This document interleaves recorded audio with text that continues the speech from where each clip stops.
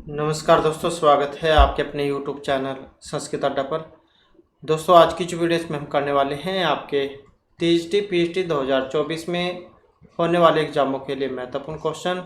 और आज की वीडियो में हम यहाँ पर जो वैदिक व्याकरण जो है आपका निरुक्त एवं व्याख्या पद्धति, तो इसके आज की वीडियो में हम यहाँ पर करने वाले हैं, जिसमें आपके ये समान अक्षर, संधि अक्षर, अघोष, कुसुम, स्वर भक्ति, यम, रक्त, संयोग, प्रगृह्य, रिफित, तो ये सारे के सारे जो आपके आज की वीडियो में रहने वाले हैं और सभी की सभी जो है वेरी वेरी इंपॉर्टेंट है, क्योंकि यहाँ से एक क्वेश्चन जो एग्जाम में जरूर आता है। तो सभी एग्जाम के लिए महत्वपूर्ण है, चाहे इसमें आपका UGC नेट वाला एग्जाम है, DT+P का है, या हरियाणा में जो PGT वाली जो वैकेंसी है, या फिर असिस्टेंट प्रोफेसर वाली वैकेंसी है, तो सभी के लिए जो यहाँ पर ये महत्वपूर्ण रहने वाले हैं। और इससे पहले वाली जो वीडियो थी, इससे पहले का जो भाग है ये, जिसमें ब्राह्मण, उपनिषद, वैदिक, अथर्ववेद, ये सभी जो हमने इनसे पहले वाली वीडियो में कंप्लीट किए थे, इनको अगर आप देखना चाहते हैं तो ये सभी के सभी आपको हमारे चैनल की प्लेलिस्ट में मिल जाएंगे। तो नियम से हम इसको जो पढ़ेंगे, ताकि आपको जो सही जो इसके बारे में पता लग पाए कि ये किस तरीके से बने हैं, कैसे बने हैं, क्यों बने हैं। तो सबसे पहले यहाँ पर ऋक् प्रतिशाख्या आ जाता है कि ये है क्या। ऋक् प्रतिशाख्या जो शब्द का जो अर्थ है, प्रत्येक शाखा से संबंध, व्याकरण आदि का बोध कराने वाले ग्रंथ, तो इन्हें कहा गया ऋक् प्रतिशाख्या। चारों वेदों की अनेक शाखाएं हैं। हमने इनसे पहले जब 4 वेदों के बारे में पढ़ा था, ऋग्, यजुः, साम और अथर्ववेद, तो उनकी जो संहिताएं हैं, शाखाएं में अलग है, जैसे ब्राह्मण, आरण्यक, उपनिषद, ये सभी अलग अलग होते हैं चारों वेदों की। तो चारों वेदों की अनेक शाखाएं हैं, इसलिए ऋक् प्रतिशाख्या ग्रंथों की संख्या भी वेद के अनुसार अनेक है। प्रतिशाख्या ग्रंथों का शिक्षा, व्याकरण और छंद तीनों से साक्षात संबंध है। किससे? शिक्षा, व्याकरण और छंद, इन तीनों से संबंध है। अब आ जाता है कि इसका महत्व क्या है। वेद जो वेद ज्ञान धातु से बना है, जानने अर्थ में, वेद विश्व साहित्य के प्राचीनतम उपलब्ध ग्रंथ है। मानव संस्कृति के प्राचीनतम रूप तथा विकास को समझने के लिए वेदों का परिशीलन अपरिहार्य है। संसार में भारत को जो प्राथमिकता, प्रतिष्ठा प्राप्त हुई, वह वेदों के माध्यम से ही हुई है। मानव के ज्ञान के लिए और भाषा ज्ञान की पुष्टि के लिए वेदों का अध्ययन आवश्यक माना जाता है। 6 जो वेद के अंगों के मौलिक अनुशीलन, मनन एवं पर्यालोचन के बिना वेदों का अध्ययन पूर्ण नहीं माना जा सकता है। ब्राह्मण काल में आर्यजन गुरुमुख से संहितात्मक वैदिक मंत्रों का अध्ययन करके उनको समण रखते थे। बाद में जन लोक भाषा का विकास हो तो संहितात्मक वैदिक मंत्रों की भाषा से आर्यजन अपरिचित होने लगे, और ऐसी जगह वर्ण, स्वर, मात्रा, संधि, छंद आदि के विशिष्ट नियमों के अभाव में वैदिक मंत्रों का शुद्ध उच्चारण दुर्भेय हो गया। इसलिए आवश्यकता की पूर्ति के लिए प्रतिशाख्यों के रूप में संसार का प्राचीनतम वैज्ञानिक ध्वनि अध्ययन भारत में निष्पन्न हुआ, और प्रतिशाख्या में निम्न 5 ग्रंथ अधिक महत्वपूर्ण हैं। तो ये एग्जामों में पूछे जाते हैं कि प्रतिशाख्या कितने हैं, कौन कौन से हैं। तो 5 ग्रंथ यहाँ पर ये महत्वपूर्ण माने गए हैं। ऋग्वेद, तैत्तिरीय, वाजस्नेयी, अथर्ववेद प्रतिशाख्या और ऋक्तंत्र, तो इनको जो है यहाँ पर माना गया है। तो ये तो थी इनकी बात। अब आ जाता है जो वेरी वेरी इंपॉर्टेंट है एग्जाम की दृष्टि से, समान अक्षर, संधि अक्षर, ये वाले। अब एग्जाम में पूछे जाते हैं समान अक्षर कितने होते हैं या फिर कौन कौन से होते हैं। तो यहाँ पर क्या है, जो समान अक्षर की जो बात हुई है, ये 8 माने गए हैं, और तो सूत्र आदि में जो 8 है ये समान अक्षर हैं। अब एग्ज़ाम में जो पूछा जाता है वो हम देख लेते हैं। एग्ज़ाम जो इसमें जो ये 8 जो समान अक्षरों की बात हुई है, इनके बारे में पूछा जाता है कि ये जो 8 समान अक्षर हैं ये कौन कौन से हैं। बस इतना ही जो एग्ज़ाम में पूछा जाता है। तो अ, आ, रि, दीर्घ रि, ई, दीर्घ रि, उ और दीर्घ उ। तो इस प्रकार से जो है ये 8 माने गए हैं। आसानी से आप याद भी रख सकते हैं। आ का दीर्घ आ, ऐसे री का दीर्घ दीर्घ री, ई का दीर्घ दीर्घ ई और उ का दीर्घ उ। तो ये 8 जो यहाँ पर माने गए हैं। तो इतना ही जो एग्ज़ाम में पूछा जाता है। इसके बाद है संज्ञा च परिभाषा च विधि नियम च प्रतिदेशो अधिकारः षड्विधि सूत्रम उच्यते। अर्थात संज्ञा, परिभाषा, विधि, नियम, अतिदेश और अधिकार, ये 6 प्रकार के सूत्र होते हैं। ये भी जो आपके एग्जाम में पूछे जाते हैं कि जो संज्ञा सूत्र जो हैं वो कितने होते हैं या फिर कौन कौन से होते हैं। तो संज्ञा सूत्र जो इनको माना गया है तो ये 6 होते हैं। कौन कौन से? संज्ञा, परिभाषा, विधि, नियम, अतिदेश और अधिकार, ये 6 होते हैं। तो प्रस्तुत जो है संज्ञा सूत्र है, ये एग्जाम में पूछा जाता है कि संज्ञा सूत्र कौन कौन से होते हैं या फिर कितने होते हैं। संज्ञा सूत्र प्रार्थ होता है संज्ञा करने का या प्रयोजन बतलाने के लिए।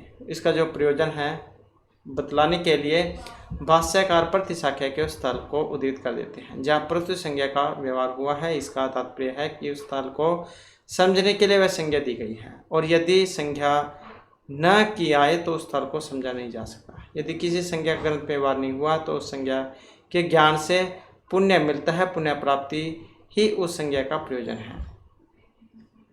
अथवा आदित्य में तहसील प्रत्यय पंचमी अर्थ में नहीं है तो फिर किस अर्थ में है? सप्तमी के अर्थ में है, क्योंकि वहाँ पर भी सप्तमी के अर्थ में लक्षण किया गया है आदि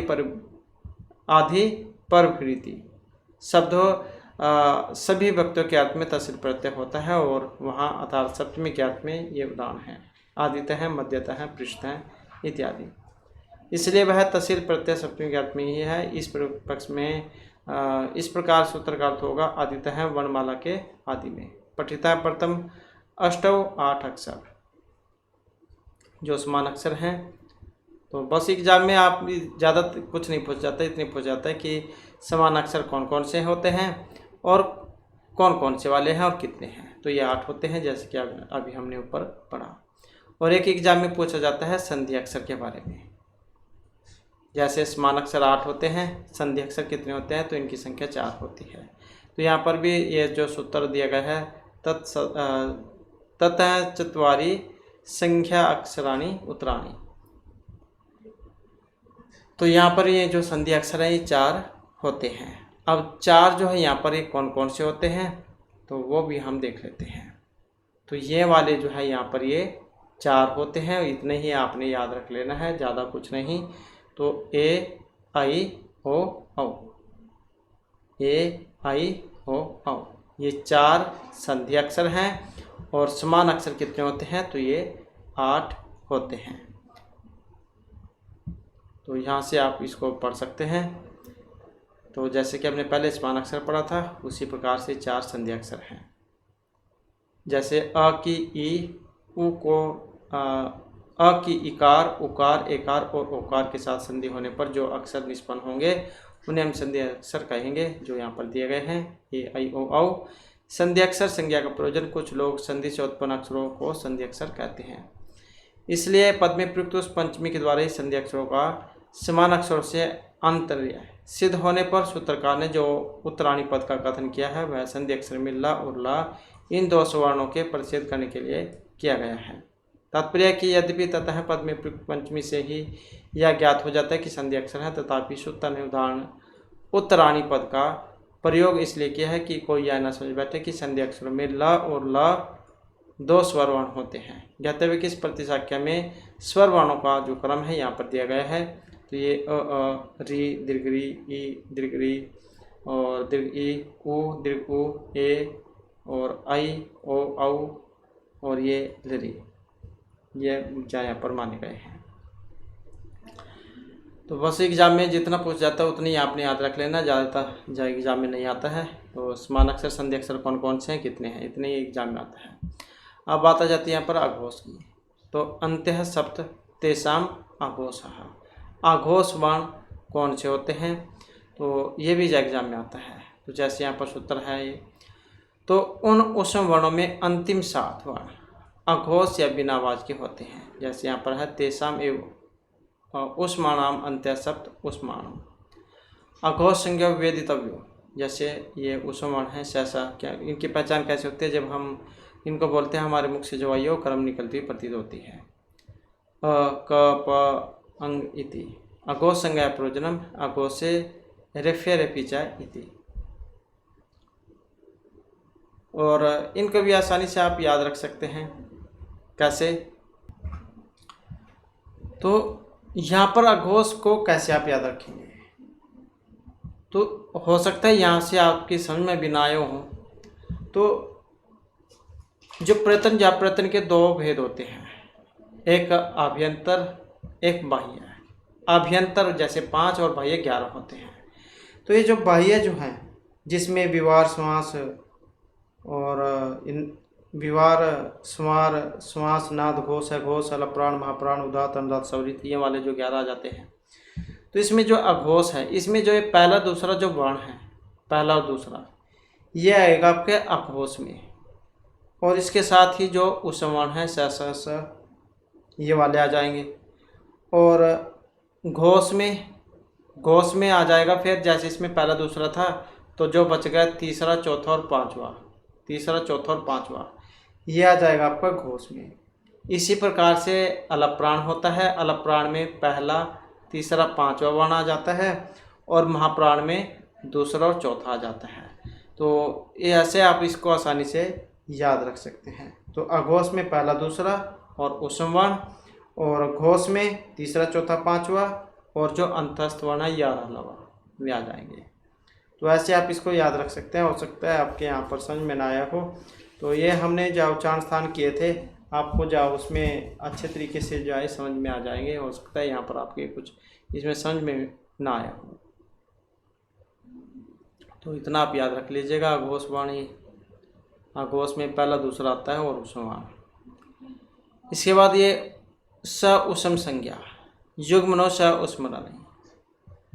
प्रत्येक वर्ग में सम वर्ण स उस्मन है। वर्ग इति वर्तते, वर्गे वर्ग चाहे युग्मो। द्वितीय चतुर्थ वर्ण अर्थात जैसे कि हमने उसमें बताया था, सीधा आप हो सकता है यहाँ पर आपकी समझ में ना आए हो। हमने उसमें पढ़ा था अघोष वाला पहला दूसरा और सघोष वाला तीसरा चौथा पांचवा। और इस प्रकार से आप इसको याद रख सकते हैं। और इसके अलावा फिर जैसे उसमें आपका आया था ये उसम वर्ण, और इसी प्रकार से जो है यहाँ पर इसमें फिर ये अंतस्थ वर्ण आ जाते हैं सघोष में। एक तो तीसरा चौथा पांचवा, और जो अंतस्थ वर्ण है आपके यारा ल ये आ जाएंगे। तो ये इसमें आ जाएंगे।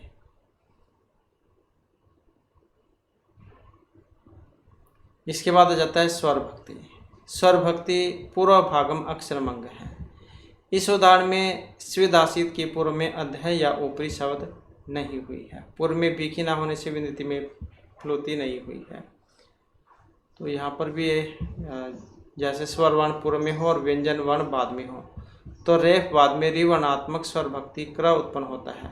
और यह सूत्रकार बतलाएंगे, वह स्वर भक्ति पूर्ववर्ती रेफ या ल से संबंधित होती है। रेफ से बाद वाली रेफ के सदृश होती है और ल के बाद वाली ला के सदृश। अक्षरंगम और पूर्ववर्ती स्वर वर्ण का अंग होती है। रेफ या ला जिस वर्ण के बाद में होती है, उस व्यंजन के सहित वह पूर्ववर्ती स्वर वर्ण का अंग होती है। और यही अर्थ है। प्रत्यु आदर्शी ही अष्टिसेन है। ख वनस्पति सत्वल से है, नारायण से न जल हुआ है। और यह संज्ञा अर्थानुसारी है, सर्वभक्ति स्वर का प्रकार है, यही अर्थ है। तो ये कुछ ऐसे सी है। हो सकता है यहाँ पर कुछ इसमें समझ में भी ना आया हो। तो इस प्रकार की है। और इसके बाद आ जाता है रक्त संज्ञक वर्ण। ये जो आपके उस जो ये यमगणम जो होते हैं, जिनकी संख्या 5 है, नाक से जो बोले जाते हैं, नाक से बोले जाने वाले यमगणम अन्नासिका, तो इनको जो है ये रक्त संज्ञक वर्ण कहा जाता है। यमगणम है। तो यही इसी के बारे में है यहाँ पर। ये इसमें भी देख सकते हैं स्वरभक्ति 2 प्रकार की होती है, दीर्घ और हर्षव। यदि एक ही उसम वर्ण के परे हो तो स्वरभक्ति दीर्घ होती है, और यदि द्वितीयता प्राप्त उसम वर्ण के परे हो तो स्वरभक्ति हर्षव होगी। अनुनासिका है, जैसे यहाँ पर है अनुनासिक वर्ण रक्त संज्ञा। रक्त संज्ञा कहलाता है जिस वर्ण के अनुनासिक संज्ञा का विधान किया जा चुका है। इस सूत्र से इस वर्ण की रक्त संज्ञा का विधान किया जाता है। जैसे प्रत्येक वर्ग का अंतिम वर्ण अनुनासिक है। यमगणम जो होता है ये वाले, इनके अनुनासिक संज्ञा का विधान किया गया है। अनासिक संज्ञा का प्रयोग इस सूत्र में किया गया है। यहाँ न का लोप होता है और रेप होता है और रेवस्मन होता है और वहाँ उस न के स्थान से पूर्व वाला स्वर अनासिक हो जाता है। इस सूत्र का यह उदाहरण है। यहाँ इंद्र निरीवह चर्स विप्रह क और यत्रिक्षणम औसस्य चन्य उखाया। रक्त संज्ञा का प्रयोजन रक्त अनासिक हर्ष स्वर वर्ण को दीर्घ कर देते हैं, जैसे उम्र ओकह में रक्त अनासिक व्यंजन के साथ संबंध होने पर स्वरों को अनासिकता राग कर दी जाती है। तो बस आपने बस इतना याद रख लेना है। ये रक्त संज्ञा वर्ण कौन से होते हैं, ये एग्जाम में पूछा जाता है, या फिर अनुनासिक वर्ण। तो जो आपके क्वरक चौरक त्वरक त्वरक पौरक इनका जो अंतिम वर्ण है यम गणम, ये लास्ट के जो वर्ण हैं इनको कहा जाता है अनुनासिक वर्ण। इसके बाद आ जाता है यम।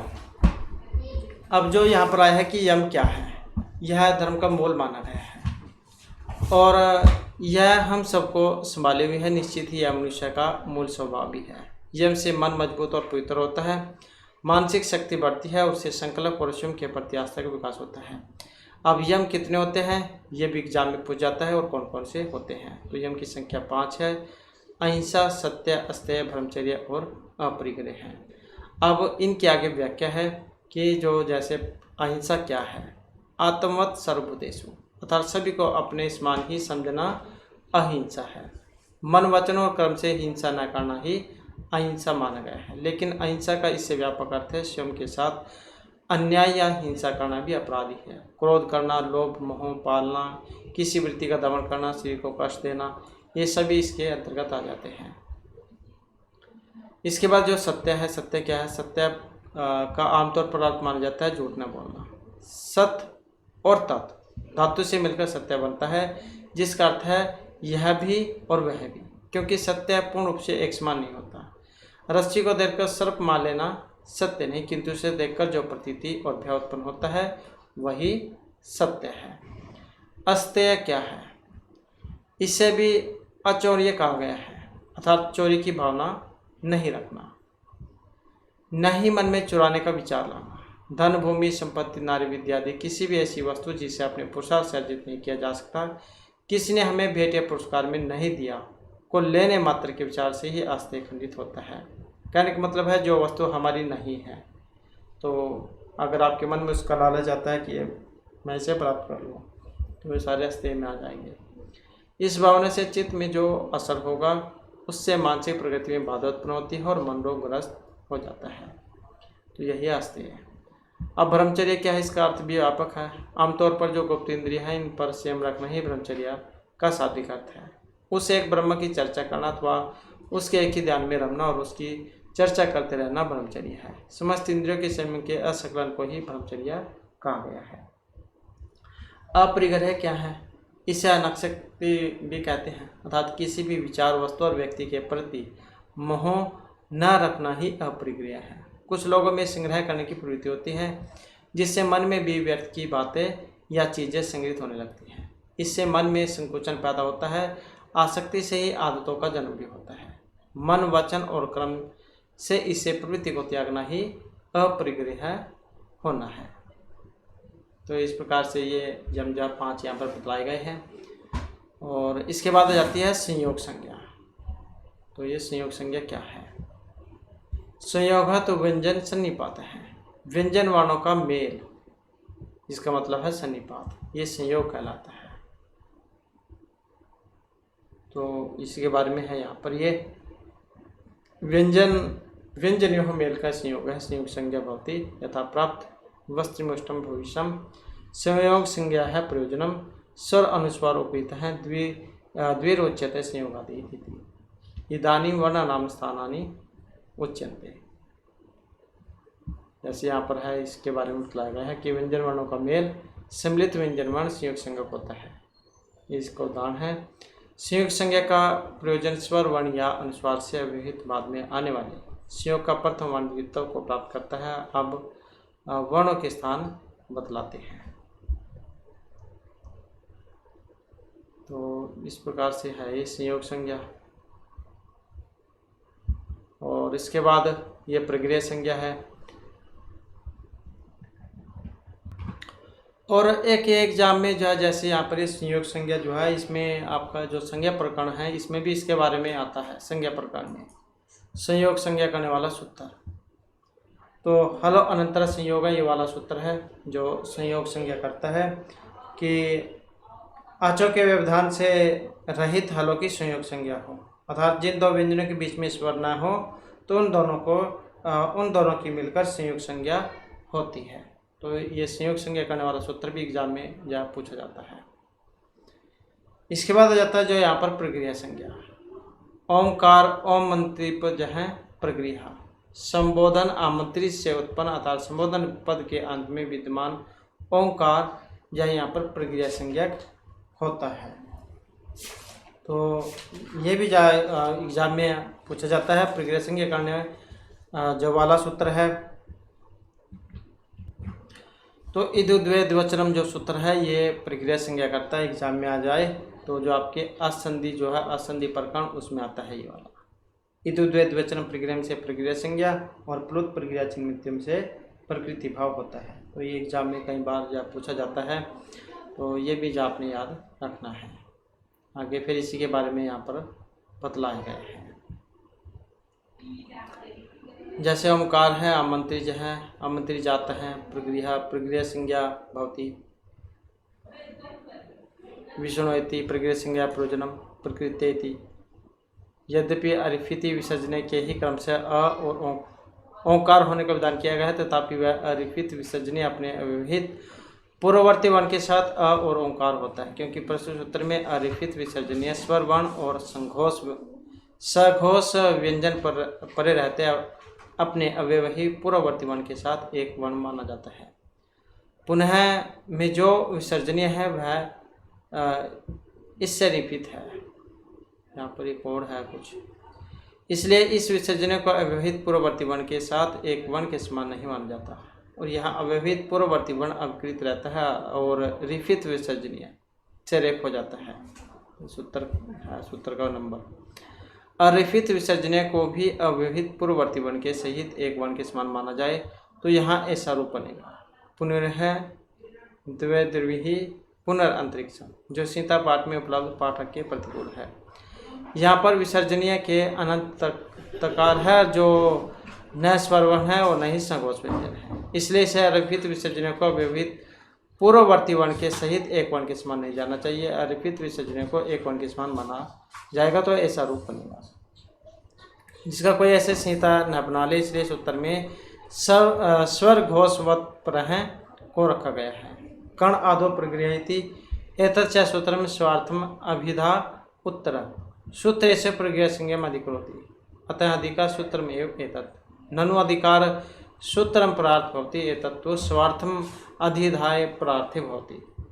अथ कथम अधिकार सूत्रम अदिति न ऐसा दोष है गुणो अयम शास्त्रकृत है यद अनेन सूत्रेण स्वार्थम अभिधाते अधिकारम च प्रकृति अतः अधिकार सूत्रम एवं अदिति। ये यहाँ पर जो श्लोक वगैरह है इसके माध्यम से बतलाया गया है। यहाँ पर इसी के बारे में है, हम यहाँ से भी पढ़ सकते हैं। आप आमंत्रित ओंकार संबोधन आमंत्रित से उत्पन्न ओंकार प्रक्रिया का संज्ञक होता है, अर्थात संबोधन पद के अंत में विद्यमान ओंकार या प्रक्रिया संज्ञक होता है। जैसे इंदो इति विष्णु इति प्रक्रिया संज्ञा का प्रयोजन इति शब्द बाद में हो तो प्रक्रिया स्वर वर्ण प्रकृति भाव ही रहते हैं। यह सूत्र अपने अर्थ को बतलाकर बाद वाले सूत्र में प्रयोग संज्ञा का अधिकार कराता है, इसलिए यह अधिकार सूत्र ही है। अधिकार सूत्र दूसरे के लिए प्राप्त होता है, किंतु यह तो अपने अर्थ को बतलाकर दूसरे सूत्रों के लिए प्राप्त होता है। प्रश्नाधिकार सूत्र दूसरे सूत्रों के लिए प्राप्त होता है, किंतु यह विस्तृत सूत्र जो अपने अर्थ स्वार्थ को बतलाकर दूसरे सूत्रों के लिए प्राप्त होता है। अधिकार सूत्र कैसे है दोष नहीं, या तो शास्त्रकार का गुण है जो इसी सूत्र से अपने अर्थ सूत्र के अर्थ को बतलाते हैं। प्रक्रिया शब्द का शाब्दिक अर्थ यहाँ पर अवरुद्ध होने के योग्य जिन स्वर वर्णों को प्रक्रिया संज्ञा की जाती है वे वर्ण स्वर वर्ण से परे रहते हैं, संधि के स्मरणीय नियम के अनुसार विकार प्राप्त नहीं करते हैं। सूत्रकार ने जो सूत्र संख्या जो थी ये वाली इन सभी स्थलों को बतलाया है जहाँ स्वर वर्ण प्रक्रिया संज्ञक होते हैं, तो सूत्र संख्या है ये। तो सूत्रकार ने इन प्रक्रिया संज्ञक स्वर वर्ण कहीं कहीं विकार को भी प्राप्त हो जाते हैं। बस आप इतना याद रखिएगा, प्रक्रिया संज्ञा करने वाला और प्लुत जा करने वाला कौन कौन से सूत्र है, इतना एग्जाम में आता है। क्योंकि हो सकता है आपके यहाँ पर कुछ पढ़ लेना पड़ो, कुछ समझ में ना आया हो। इसके बाद रेफी संज्ञा है यहाँ पर, उसमें रेफी पद में है नामी पूर्व है। नामी स्वर वर्ण पूर्व में हो तो पदम उष्म वर्ण अर्थात विसर्जनीय रेफिन अर्थात रेफी संज्ञक होते हैं। तो यहाँ पर भी पदम उष्मा विसर्जनीय है, नामी पूर्व है, सन रेफी रेफी संज्ञा भवती अग्नि अस्मि जन्मना पूर्व अह शब्द है। रेफी संज्ञा प्रयोजनम सर्व उष्ण वस्तु स्वर घोषवत पर है रेफ है रेफी। तो नामी पूर्व जो है ये एक सूत्र है, नामी स्वर पूर्व में हो तो पदम अर्थात उष्म पांचवा उष्म वर्ण विसर्जनीय रेफी संज्ञक वो होता है, अर्थात अ और आ से अन्य स्वर वर्ण के बाद में आने वाले विसर्जनों को रेफिन कहते हैं। जैसे यहाँ पर है अग्निरुष्मि जन्मना, ख पूर्व यह शब्द है, रेफी संज्ञक प्रयोजन अव्यवहित पूर्व है। इसी प्रकार से यहाँ पर विसर्जनीय दो प्रकार का कहा गया है, रेफिन या रिफित विसर्जनीय और अरेफिन या अरेफित विसर्जनीय। अब ये रेफिन विसर्जन के बारे में है कि विसर्जनीय का मूल रेफ होता है, रेफ पद के अंत में नहीं जा सकता, ये जो सूत्र संख्या जो यहाँ पर दी गई है, इसलिए वह विसर्जनीय में परिणत हो जाता है। अरेफित विसर्जनीय का मूल रेफ न होकर सकार होता है, किंतु रेफ की भांति सभी पद के अंत में नहीं आ सकता। स्वर वर्णों या सघोष व्यंजनों के पूर्व में आने पर रेफित विसर्जनीय रेफ में परिणत हो जाता है, किंतु अरेफित विसर्जनीय कहीं भी रेफ में परिणत नहीं हो पाता। रिफित जाए संज्ञक पदों के रिफित विसर्जनीय के आगे पद पाठ में इति शब्द का प्रयोग किया जाता है और यह इति शब्द रिफित विसर्जनीय के रिफित स्वरूप को बतलाने के लिए प्रयुक्त होता है। जहाँ संहिता पाठ में रिफित संज्ञक पदों के अंत में रिफित विसर्जनीय न होकर रेप होता है, वहाँ रिफित विसर्जन के स्वरूप को स्पष्ट होने से वह पाठ में इति शब्द नहीं लगाया जाता।